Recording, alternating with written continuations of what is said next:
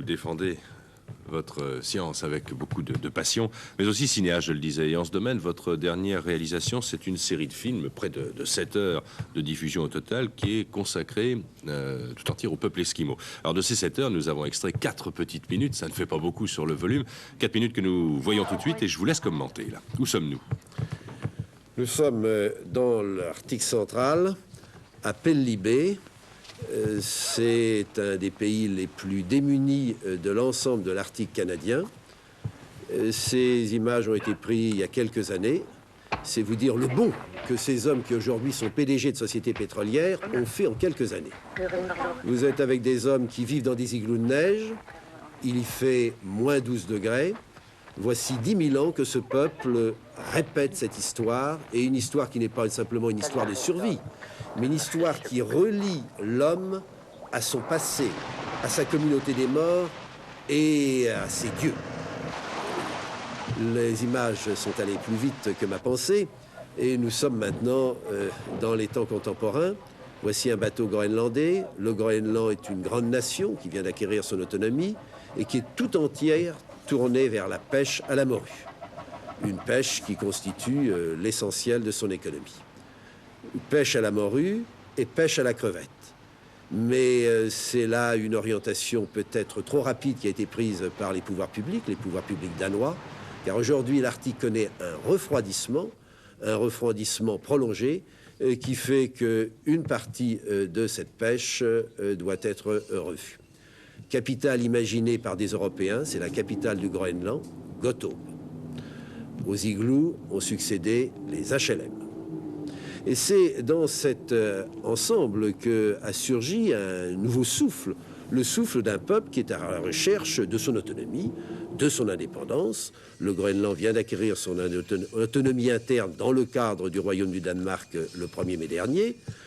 Nous sommes ici au Canada. Le Canada qui, comme vous le savez, est une fédération qui a des problèmes avec sa population francophone, mais qui a aussi ses problèmes avec les populations arctiques qui occupent 30% du territoire. Aujourd'hui, on n'a pas trouvé d'autre solution pour une partie de cette population que de prostituer en quelque sorte son passé en fabriquant des souvenirs. Mais le progrès avance, peut-être à reculons, mais le progrès avance. Ces espaces sont très riches en pétrole, très riches en minerais, et volins-nolins, ces peuples doivent s'ajuster au nouveau temps. Alors finalement, dans les zones arctiques comme dans le reste du monde, ce qui est le fait saillant de ces années, c'est l'émergence des nouveaux peuples. Émergence de nouveaux peuples dans l'ensemble du front arctique, c'est-à-dire aussi bien au Groenland que dans le nord du Canada, dans le nord de l'Alaska et dans le nord de la Sibérie.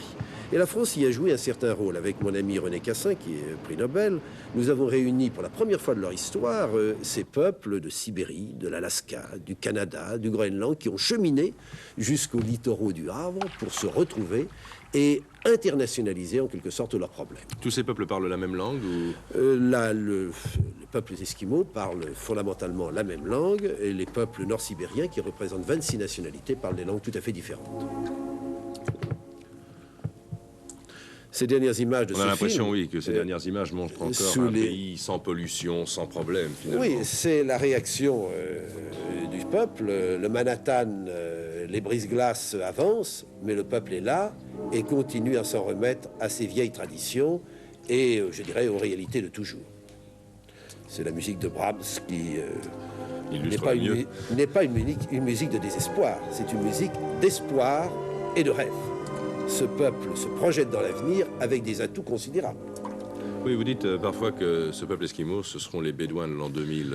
Ce sont les Bédouins du Nord. Le plus grand pipeline du monde est dans l'Alaska, c'est-à-dire va des rivages de la mer de Beaufort, de l'océan glacial, jusque dans un port sur le Pacifique Nord.